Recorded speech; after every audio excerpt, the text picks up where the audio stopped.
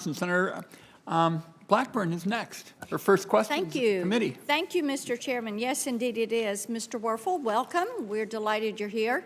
And I'm so pleased your country music-loving wife is with you today. I mentioned Being a Tennessean, we discussed this yesterday and have to get you to Nashville. I want to go back to the question that Senator Barrasso was asking you about on the service industry tax compliance. And I've heard a lot about this in Tennessee. People in the service industry, hairdressers, wait staff, delivery personnel, gig economy workers, and they are incensed by this. Many of them are women, and they're sole providers for their family. And you have said to Chairman Wyden and to Senator Crapo that you're not going after people under $400,000. So let me ask you this and put it to you this way. How many waiters, waitresses, hairdressers, barbers, gig economy workers do you know that are making more than $400,000 a year, and why would they be targeted by this administration? Senator, thank you for the question. I think if the IRS is successful going forward... How many do you know?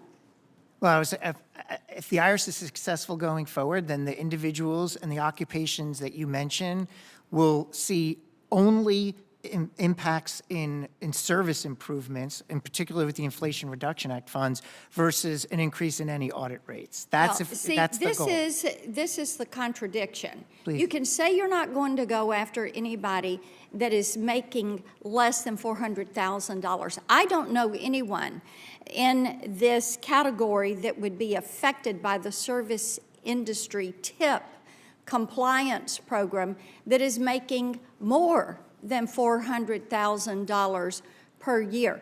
So what you have done is to segment them out and say, we're carving you out so we can tax you more. And this is why there is such a contradiction in what this administration says and what it actually does. Let me return to a couple of questions that we discussed yesterday.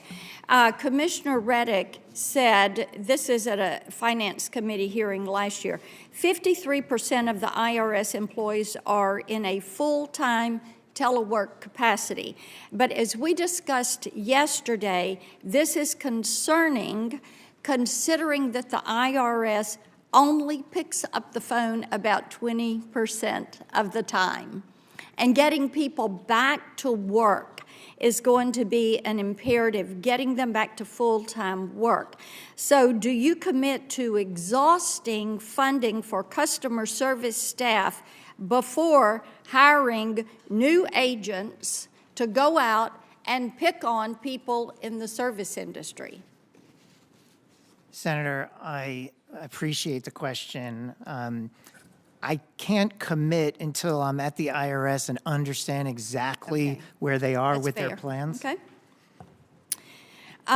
Let's talk about protecting data, because this is something the IRS has had kind of a checkered past when it comes to protecting consumer data. In 2015, over 700,000 Social Security numbers may have been stolen. 2017, the IRS notified Congress of over 100,000 federal student loan accounts that were accessed in a data breach. ProPublica in 2021, I think it's safe to say that there is a data security issue at the IRS. And so what I would like for you to do, if you are confirmed, is give us a plan and a timeline for implementing that plan for keeping citizens' data, taxpayer data, safe. Would you do that for us?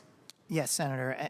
In fact, when I think about the data security issue and I think about the discussion that we're having on the Inflation Reduction Act today, the increased resources that the IRS is receiving under the Inflation Reduction Act, there's part of those funds that can be used to shore up data security, whether that's through technology, training, et cetera. So when the plans come together for the Inflation Reduction Act, they should reflect the very question you're asking, which is, what are the steps we're doing to be on a continuous improvement journey to improve data security? That is helpful, and we would hope that part of that plan is more customer service agents and less field agents that are going to go audit people who do make under $400,000 a year. Thank you, Mr.